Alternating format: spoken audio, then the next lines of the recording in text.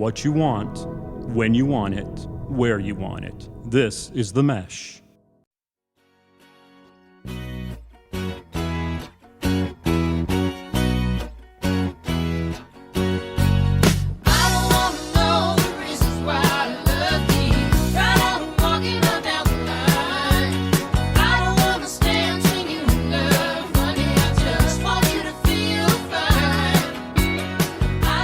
Ladies and gentlemen, welcome to a special half-century-old edition of Big Fan. Some may compare it to a fine wine, Hank. Some may say with age comes perfection. Others say life is a journey filled with ups and downs, laughter and tears. And the biggest realization comes when we understand that age is just a number and we refuse to define us. Hank, I've also heard that, hey, you're not 50. You're 18 with 32 years of experience. And of course, Hank's favorite, happy 50. Isn't it nifty? No need to be shifty. You don't even need a facelifty. Hank? I say that 2 or 3 times a day. I got to tell you, it just rolls off the tongue. You know a lot of 50-year-olds now, too, Bob. I do know a lot of 50-year-olds. Our crowd that, I grew up with, they're all turning 50 this month. Well, listen, I know a lot of 50-year-olds, and I had a huge monologue ready.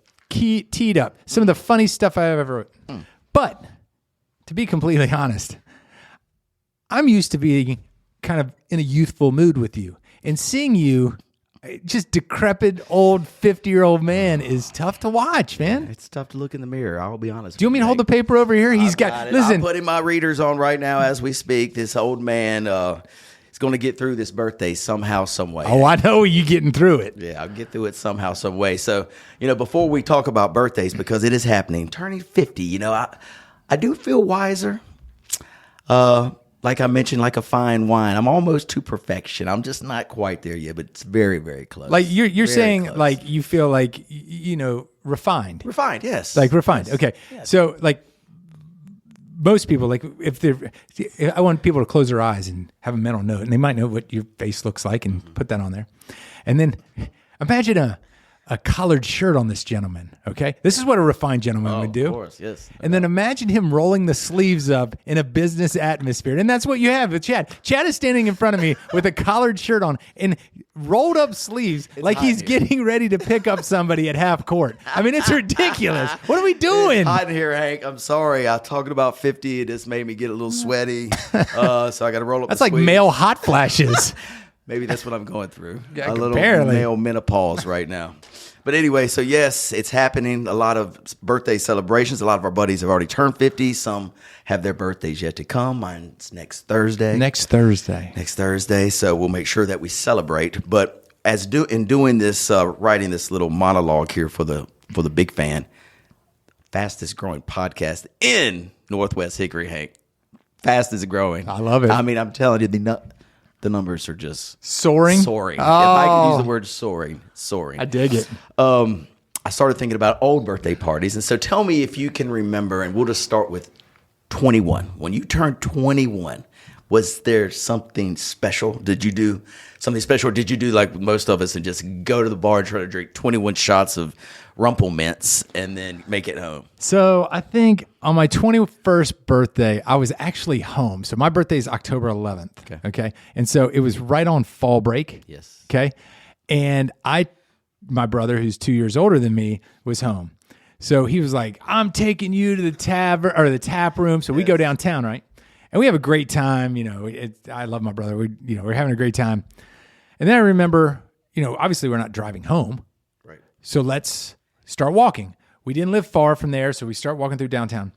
The next thing I remember is we both have our shirts off and we're fighting in the front of Lance Marvin's house. But it was like play fighting, but it was like physical, like real physical. And then we both were out of breath and we were like, what are we doing? And we limped home. So it was a lot of fun. I don't know who else was with us. I'm sure, What if it was just you two and y'all just end up play fighting at midnight on a Thursday? It would have been embarrassing for Jake because he would have got really hurt. But it was that's all I can remember of it because I think Banks and all those guys were home too, or a couple of them were home. Yeah. So it was fun. How about you?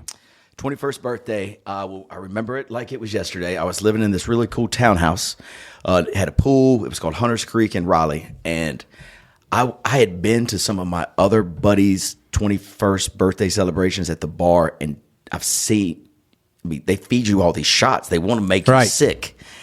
And so my plan was drink tons before they can take you to the bar, and then you can say, I can't go out. I can't let anybody see me like this. So I started taking little shooters by myself at like 4 p.m. This seems like a terrible idea. Awful idea. So by 8, it's over for me, right? And so they try to get me up, put me in the car to take me to the bar, Caparel's. That was our bar in Raleigh.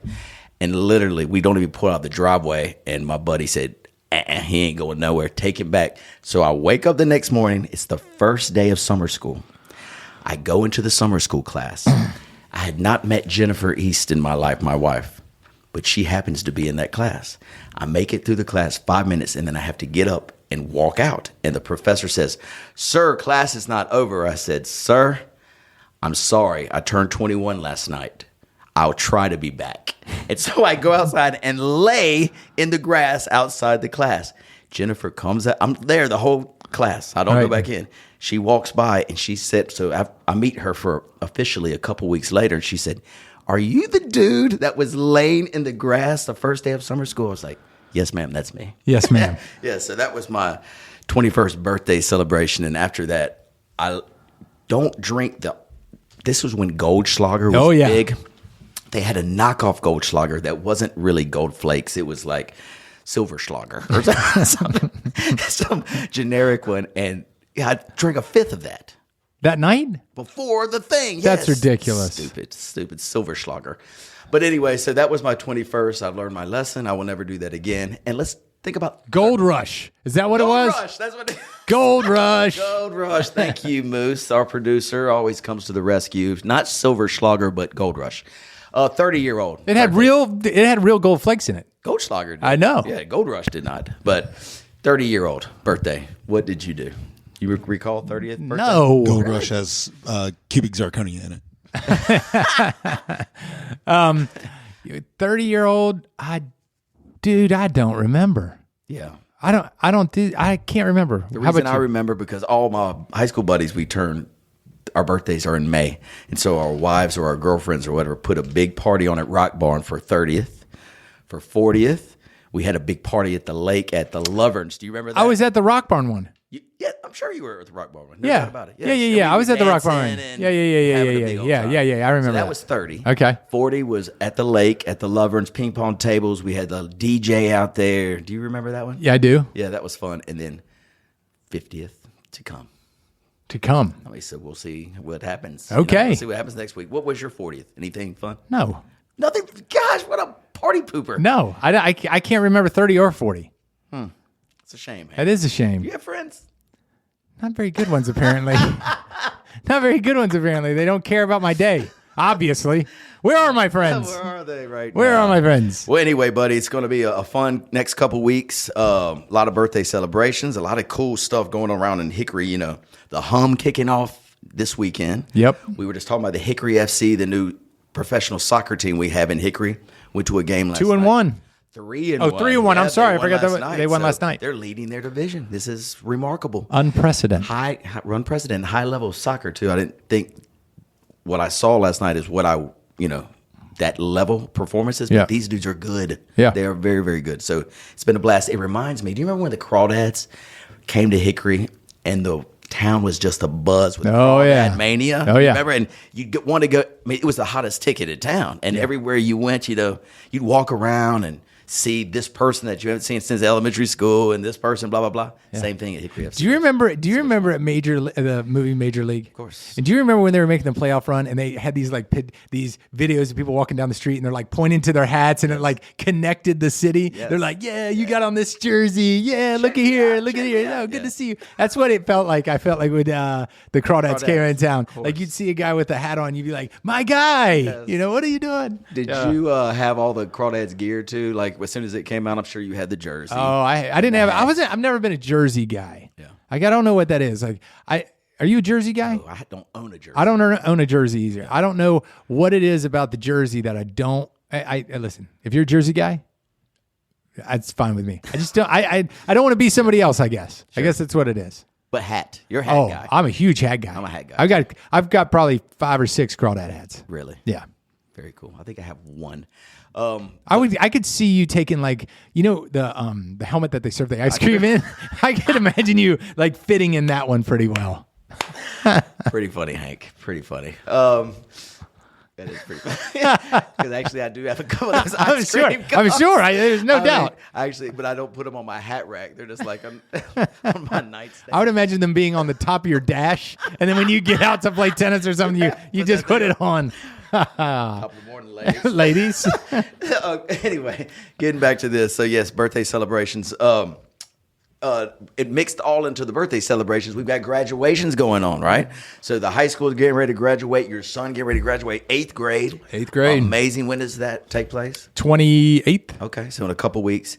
My daughter finished her first year of school at South Carolina. So we Both of them did first year of high school. That's right. Lucy Rose, first year of high school. Olivia, first year of college. So we pick her up last Wednesday. I don't know if I've told you this story yet. Maybe. We go down to pick her up in the middle of the week, move her out, blah, blah, blah. And so we're driving back. And I just feel like there's a sense of confidence in her that when I drop her off. That's great. It was probably there, but now it's just bigger. Yeah. And it's showing itself more Right. of pride and confidence. So I was like, this is pretty awesome. So we, driving home, it's a great drive home. And I'm famous for when I was growing up, if it got quiet or something, I was like, hey, and I was having a conversation with a friend in a car or wherever we are. Hey, you guys want to get deep? Let's talk about something deep, Mm-hmm. So I'm with Olivia, and I was like, Olivia, you want to talk about something deep? And she got nervous. She's like, oh, God, what's he going to say? I was like, here's a question for you. And I'm going to pose it to you, Hank. Tell me what you think. We'll call this deep conversations with Olivia in the car. Okay.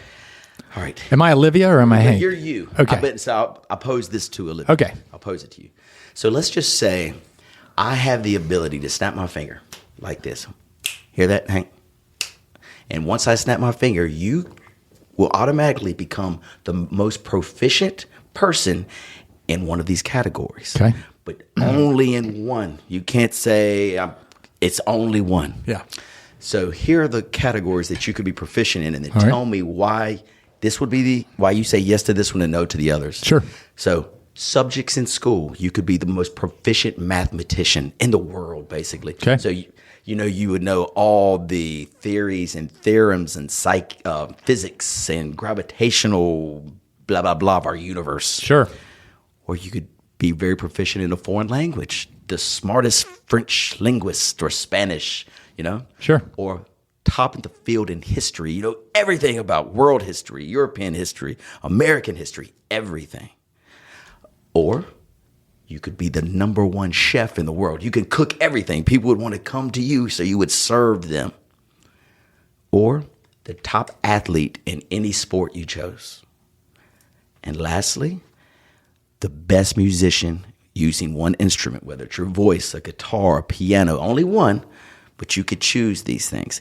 You can't make money off them. But you are just like that dude at the cocktail party. Right. That somebody asks a history question and you're the history guy. Yeah. You can just run it. It just flows right through. You know all the answers. Gotcha. What would you choose, Hank? Okay. So most of you guys, most of these people know me. So there's an obvious choice out there, right? I think that most people would be. But I'll tell you, it's probably not the one I'm going to choose. Okay, good. Okay. So let's go. Let's go down some of the ones that I wouldn't. Yes. Mathematician.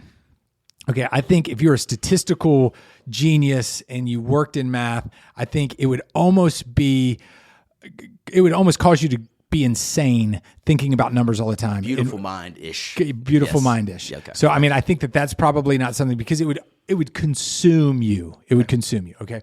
And I know that you're able to bring jets down from the sky and all that stuff, but there's not much joy to you can't spread that joy. Sure. Knowing the secrets of being able to potentially unlock the secrets of the universe would bring me much joy. Sure. But I can understand how it would be overwhelming. Okay. Fair. Next was history. History. Okay. Yes. I would not choose history. Okay. Although I'm fascinated in history, I don't feel like again, that would bring me personally joy, knowing exactly when the. But wouldn't it be great? You're at a cocktail party with Roger Young, and he brings up this thing about something that happened in the 1954 political election. You say, "No, sir, that's incorrect." That's incorrect. That is incorrect, That's sir. it. You just made that up. You just made that up to impress these other people at the party, and that is incorrect, sir. Although that sounds very good, I'm not going to go with it because I like Roger. Oh, yeah. I like Roger. yeah. Okay, I don't want to challenge him in that. Fair enough. Okay, next one was an athlete. No, which one was the next one? Language. Language. The language was probably as close to the top as anything because I think that it would be amazing to go somewhere and be able to fall into the culture and hear it. And I've actually seen a guy on, I don't know, some reel, and he starts out a conversation, and he's American, and he's very proficient in a ton of Asian dialects. Okay. And so he will actually have an individual, they're having a conversation and will on a dime switch, and it's like perfect Mandarin, right? No kidding. Yeah. So I think it'd be cool to be able to unlock different cultures and stuff like that, but it's not the one that I would want. Yeah. Okay. Low hanging fruit's the athlete. Okay. Yes. It certainly would give me joy. I think it would be fun. I think, I would want to play it for joy. But I think I'd go with musician. Wow. From Hankheimer, the musician. I think I would. And what would be your instrument of choice? Probably a piano. Lovely. Okay? Probably a piano. And the reason that I say that is I once was told by my mother when I was I started piano when I was 10, 11, 12. And I was taking lessons. And I did it for about 2 years. And I said, Mom, I'm just not into it. I don't want to do it. I want to play sports. I want to do this. And she was like, that's fine. If you don't want to do it, I'm not going to pay for you to do it. But let me tell you something. There's going to be a time where there's a party and somebody's going to sit down at a piano and they are going to capture the room. I was like, whatever, I don't care. And she was like, just wait. Yes. So it happened after I graduated college. A friend of mine got married in New York City, and we were in this beautiful penthouse. They're having a cocktail party. It was the Thursday night before the rehearsal dinner, and it was just a cocktail party, right? And there's probably 50, 60 people there, right? This guy that played baseball with me, he sang the national anthem. We knew he had a pretty voice. He sits down at a piano and plays beautifully. Yes. Every woman in that place fell in love with him. Sure. Every man wanted to be him, right? Absolutely. And it was just a Thursday night. You had no idea. No. Oh, I mean, he surprised us our senior year when they said national anthem being sung by this gentleman, and he came out and he sounded great. Wow. But when he sat down there, that was the moment that I said, "Mom," he was 2 seconds into it. I said, "My mom was right. My mom was right." And so I think music would be great because it pulls people together. Like, I mean, you do it all the time. It's like, a song will come on and you start, not you, because your voice is terrible, but like a song will come on and somebody will start singing it. And next thing you know, start singing it, yes. And then next thing you know, everybody that's joins to in. drown out your voice though. But so that's so we don't hear you. But it's everybody starts to join in. And the next thing you know, you have this fun communal thing. And I think music does that. So I think selfishly would be sports, but it would be musician for me. How about you? Yep. So Olivia chose language, Spanish, because she's actually taking that in college and really, she says it's very tough and hard for her, but she enjoys it. And so she would love to be very proficient at it. I had the same thought as you did. I was athlete, boom, it's got to be athletics, right. Then started thinking a little deeper. And the next thing that popped was piano. Let me be a piano player. But I settled back because I'm a geek at the end of the day. Keyboard. Triangle. Ding, ding, ding. Tambourine. No, I went back to mathematics, so that's the one that I chose. Mathematics. Because I just would love to figure Well, that would have been the biggest stretch for you because I'm sure you're not very good at it. But yeah, I dig it. I'm terrible at it, to be honest. It was my worst subject ever, but I just would love to figure out some of the secrets of the universe. And, with mathematics, I could possibly figure that stuff out. Okay. So, all right. So that's question Maybe one. the alien question? Exactly. The one that's burning in everyone's brain. Yeah. Are they out there, Hank? Second question, in deep conversations with Olivia on a car ride home. This podcast is sponsored by Jackson Creative, a custom communication agency located in downtown Hickory, North Carolina, specializing in online content creation. To learn more, visit thejacksoncreative.com. Jackson Creative, we tell your story. It is the end. The end of the world is coming in 30 days. Okay. You know it's coming. Let's say it's an asteroid and like there's nothing. Well, The whole planet's the going whole down. planet's going down. You have three choices. What do you do? A, nothing. Just say, come on and get me. Come on and take it. There's, just live life just as you're doing now. Nothing changes. B, bucket list stuff. Here's your list of the things. I wanted to go to Fenway. I wanted to go to the Grand Canyon. I wanted to walk the Great Wall of China and start planning to make these things happen. Okay. Or C, figure out how to stop the end of the world. Like, what can I do to, and I'm not saying if it's an asteroid, I don't know what you do, but I'm saying whatever it might be. Do you try to figure out how to prevent the end of the world? Okay. Okay, let's go. Okay. So if there's an asteroid, let's just say that for instance, I like the idea of kind of bucket list stuff, but do you think air travel is still like they're accommodating air travel at that point? You think they're like the checking tickets at the gate, like, hey, I'm trying to get to China and I can't really, where's my luggage? Do you think people are worried about that there? Where's my snack? You think people are worried about that? So, okay, so I would hope, and I think I would be, I'd want to spend as much time with my family and friends. Like, I'd want to make sure that we're all together. Right. But I'd also think that I would want to try to figure out how to stop this thing. I wouldn't do nothing. Right. I mean, that seems stupid. I agree. And bucket list stuff, I mean, I'm sure the baseball season is canceled at this point. Right? No doubleheaders in Fenway with 30 days left in the world. But yes, I completely agree. So we did this question last night, not in the car with Olivia, but as a family coming back from the soccer game. And so we try to guess what other people of our family, what their answer would be, right? And so they all guessed mine because I would try to stop it. I mean, I'd try to figure out a way. And again, if it's an asteroid, what the hell am I going to do? Well, if you're a mathematician, you'd be able to know. Bingo. So at least make an effort. If it was something about a volcano in the middle of the ocean is going to explode, I would try to figure out some way that we could prevent it. Right. Second thing would be and after I've done that and exhausted everything I can, then I would go bucket list. But the bucket list, again, it wouldn't be really traveling. It'd be spending time, family and friends. Olivia's was nothing. She said, chill. She said, it's over. I'm just going to hang out. Hey. Maybe have a couple cookouts and stuff. We'll all hang out, but really nothing that I'm going to do. Can't do anything to stop it. Let's let the scientists figure that out. Let's let it roll. I said, Olivia, but you want to be a scientist. That's what you're going to school for, to stop things like this. She's like, but I'm not yet. Yes. Not yet. To provide a solution for things like this. So anyway, I thought that was fun. I don't know if you ever do that with Harris. I'm sure you do. Just ask him some things that he wouldn't really think about and see the answers, because it's amazing. They love talking about stuff like this. I mean, when I was a kid their age, if my parents asked me something like this, I'd say bye. I would leave. But these kids, I mean, they just seem engaged about it. So anyway, it was a fun little exercise. For sure. Sounds like it. Yeah. I cut you off before your intro because normally you say I'm a big fan of blah blah blah. Did you have something? No. It ended up. It worked out well. Yeah, it worked out. Very good. All right, buddy. So we've talked about deep conversations about 50th birthday parties. I got to talk to you about moving.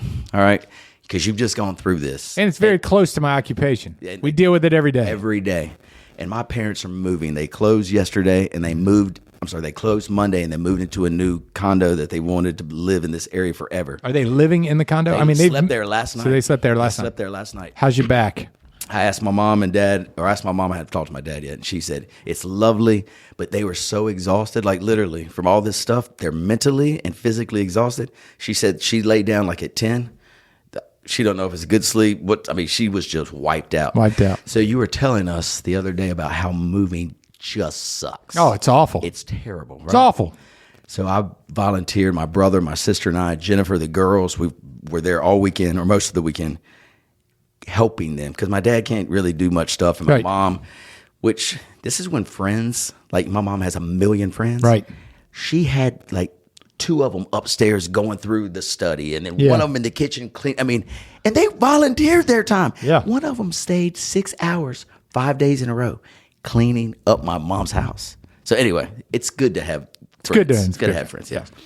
So I guess the thing I want to say is they've lived there for 20 years. So when Olivia was born, she's 19, they had just purchased the house. We had Olivia's christening party there. So all these memories. You know, we're going through this. So Lucy Rose found this book. We're cleaning out my Tutu's closet, my mom's closet. And this is a book when we went to Disney World when she was 3. We haven't seen it since she was 3. You know, my mom made these books. And so before I know it, instead of moving, we were laid back on the couch, you know, and up an upstairs sofa that hasn't been sat in years. And we're just going through these books. So a lot of memories. Sure. I'm happy for them for the move, but I think my dad is very sad.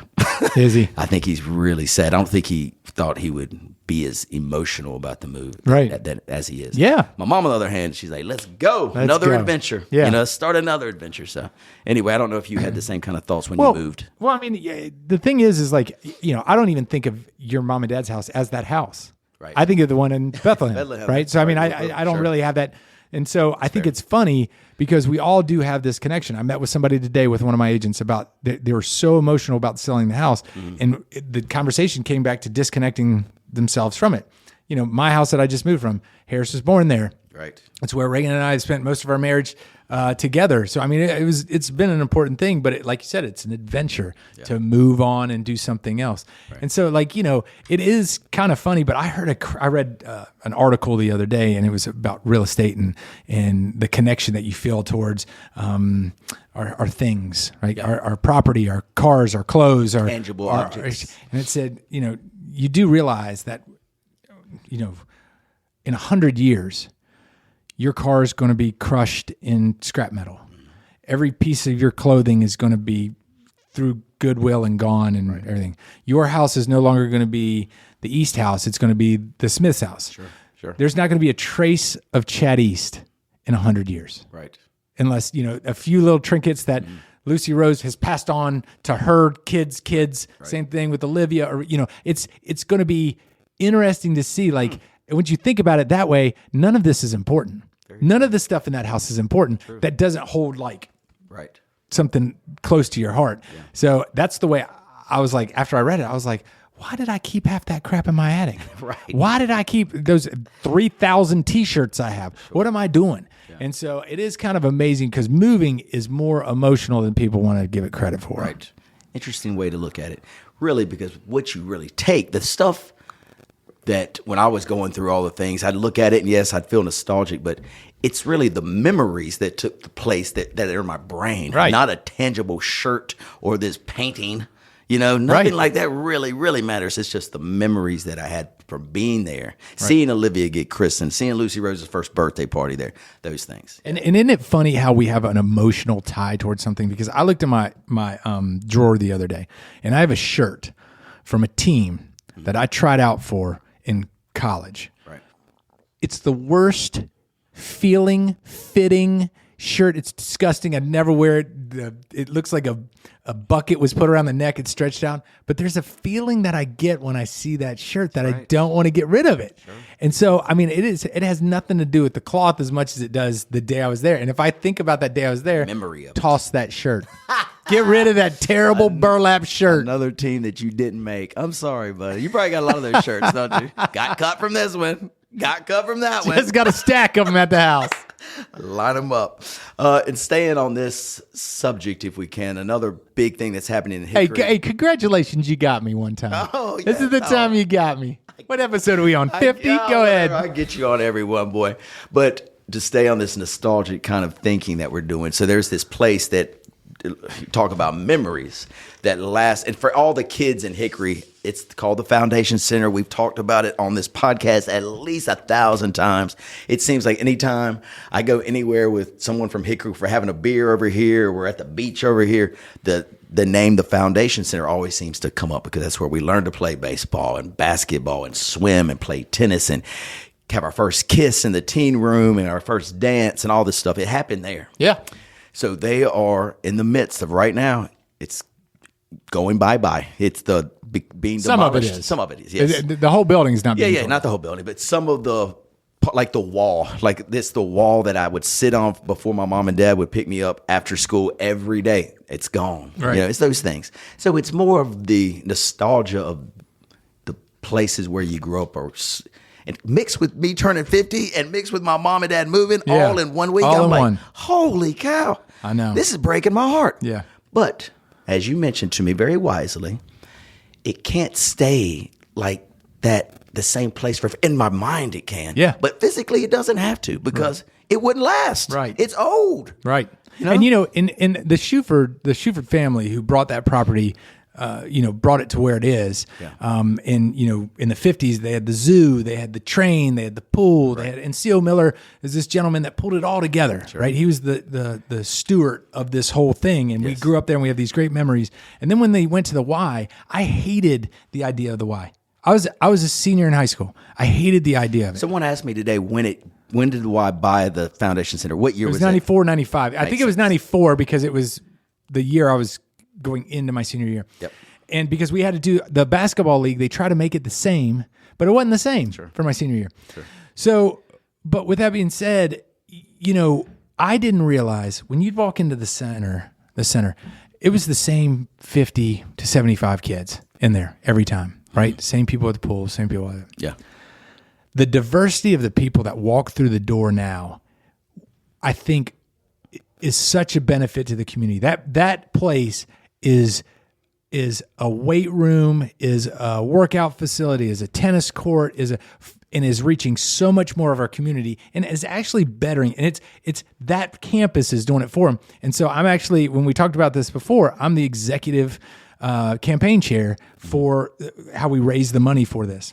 And so the idea wasn't to destroy the center. And I know that there's people that are thinking that it's to really bring it into the next generation so people can use it from here on out. Because you're exactly right. I tell people all the time, I know I hit my first home run there. I know I hit my first 3-pointer there. I know I kissed my first girl there. I scored a first touchdown there.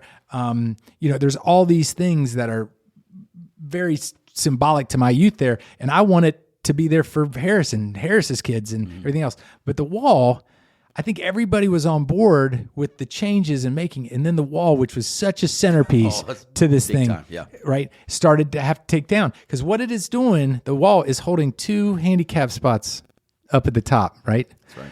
And so to get the flow of traffic so kids are able to get dropped off daycare, they had to do something different. Mm-hmm.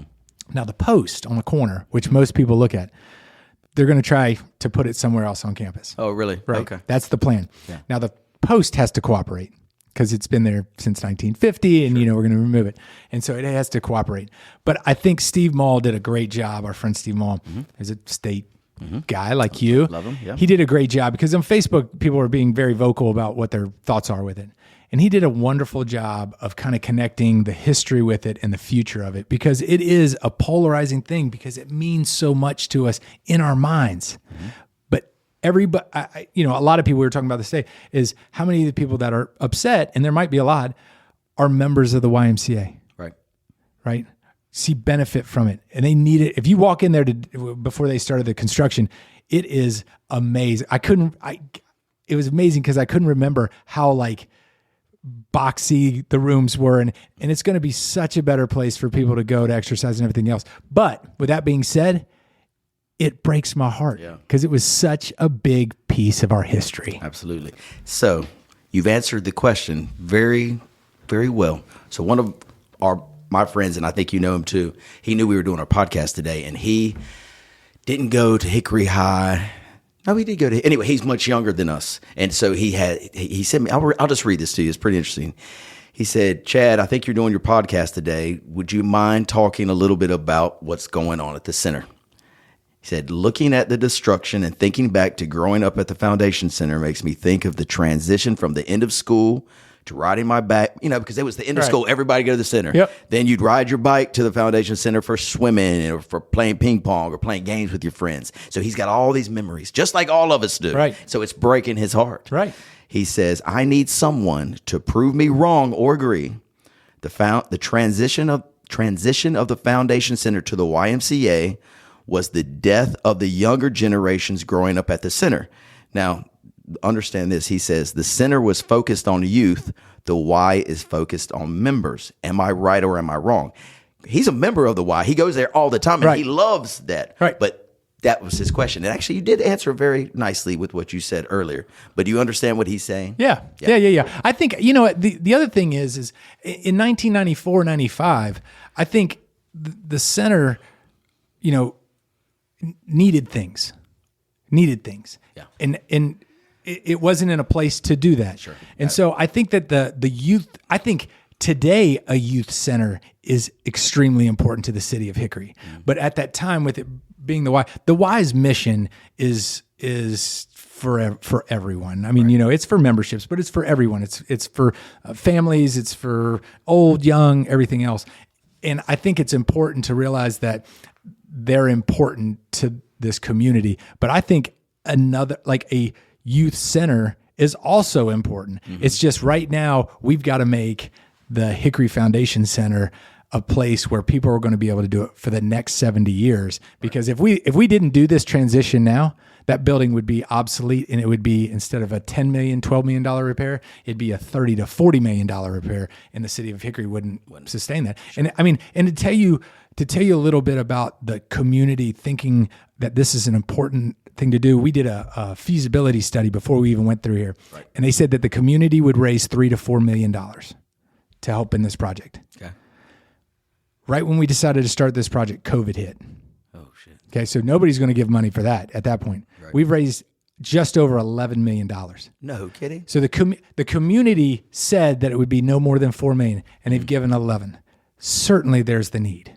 Certainly there's a need. Now, for the gentleman that wrote this to you, I would say, I'm with you. I loved it for what it is. I think that it was an important part of my childhood, but this is the best thing for our community. Yeah, for the community to grow and the youth still have a place to go, this is what had to be done. Right, because it's still doing youth sports. It's still doing, organized youth sports. It's still having, the swimming. It's still doing all that stuff. So, I mean, it is what it is. I get it. I get it. And I get the people that are angry about it. I understand that too. People in the end, and it makes sense, they just don't like change. Nobody likes change. I, for one, do not. But it's inevitable. Just like me, I'm turning 50. I'm getting older, as you are, every day. Change gonna happen. So, anyway, it is what it is, Hank. Yep. So anyway, thank you for sharing. Yep. I do look forward to seeing the final product. When is the project going to be complete? I think they are hoping November. It's kind of funny because it's still working as it sits right now, and they've done the one in Conover. It's complete. They changed it. Oh, okay. And then I remember. And then they had to change the creek design beside it, right. And so they spent a lot of money on that. So this is the third and final thing. So okay, it's going to be. I think that's about the time frame. Okay, cool. Well, we'll look forward to watching their progress. Also, I hope everyone will take the chance to go check out the Hum this weekend. I believe the band is called The Chain, which is a Fleetwood Mac cover band. I saw them last year at the Hum, and they were unbelievable. So it'll be the first event at the Hum this year. They've got a great schedule, so definitely go check them out. Again, Hickory Crawdads baseball hitting right now. Hickory FC soccer banging right now. Got the graduations at Hickory High going on. And first and foremost, my birthday is next Thursday. So, Hank, big things happening in May. The biggest. What are we doing next Thursday? Well, Jennifer says she's going to send a text out. I think we try to get some folks together. She's going to maybe have one of the breweries set up something for us, and everybody who can come over there and just have a beer kind of deal, I'm checking my calendar just to make sure that it's okay over there. Yeah. You share a birthday with somebody else. I do. Yeah. Yeah. Okay. She always lets me know that. I'm sure. She always lets me know I'm that. sure. I will tell you, I want to give a shout out to my sister and my niece. They're on their way back to Boston. Yeah. And they were so upset that Big Fan was today because they wanted to hear it on the ride. I see. But, my niece is holding on to the Eimer tradition at Elon, which I love. She's down there. And so, I hope they have a safe trip back. That's wonderful. One of Lucy Rose's dance partners who she's been dancing with forever just decided that she's making Elon her university of choice. Yeah, it's apparently the dance program is really good. She's a heck of a dancer, but she wants to be a statistician. A statistical person? What is that? How do you pronounce Statistician? it? Statistician, yes. So she'll be studying there. She's valedictorian in her class. This girl has just got it going on, so good luck to Bella. She will be attending there in the fall. This fall. This fall. Awesome. Coming fall. Yes. Awesome. Yes. All right, buddy. So that's going to do it for the special half-century-old edition of Big Fan. I know Harris is wrapping up his 8th grade year. Anything, you want to talk about that, just because that's a big change. Well, I think 8th grade to high school. Well, I think these schools do a really good job of trying to transition them. They've had every high school in, Challenger and HCAM and Hickory and University Christian, and kind of like really give them a feel of, hey, we're not just trying to push you to Hickory City Schools. We want it to be the right choice for you. And so I think they've done a really good job of that in kind of transitioning. They actually let them go to the high school, which I'll tell you, small town living is really cool. I don't know if I told you the story or not. So they sent them to Hickory High. And so these 8th graders are walking into classes, right? And they don't send them into the 9th grade classes where they probably know people and they take them to senior classes. And these seniors are like, who are these guys? Well, in each class he went to, there were 2 or 3 guys in there that we knew. Knew him from the pool or knew him from, right? But knew him close, as you would know somebody that's an 8th grader and you're a senior, right? And immediately these guys would look over and say, Harris, come over here and sit with me. And so it's the benefit of having small town, small town, good community. And every one of those boys, I text their dads and I was like, you don't realize how special that was. Passing it down. So when Harris gets that age and he will do the same thing. It happened to me. Yeah. You remember, it happened to me. You. It happened to all of us. So it is special. The Hickory community makes the kids feel as good as they can. And then it's also like they had their formal and they got dressed up and they went out to that, which was great. And it's kind of transitioning them to kind of move forward. So I think he's looking forward to it. Yeah. Right. Because it's the strange thing in town is they're all together and then not all together, but then they. A lot of his friends go to Northview. Mm-hmm. He's at Grandview, and they bring it back together, which is pretty cool. Yes. So I think they do a good job of it, and I think he's ready for it. 10-4. Right on. Well, good luck to Harris next year. Good luck to all the graduating seniors, high school, college, everybody. We're proud of you. And we will look forward to speaking to you guys next, our next Big Fan podcast in 2 weeks. Until then, enjoy your graduations. Enjoy your summer. Peace.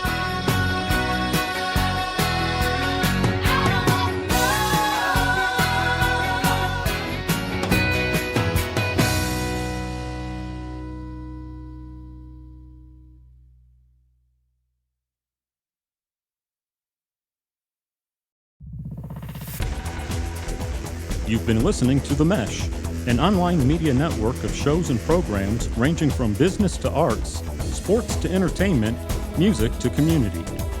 All programs are available on the website as well as through iTunes and YouTube. Check us out online at themesh.tv. Discover other network shows and give us feedback on what you just heard.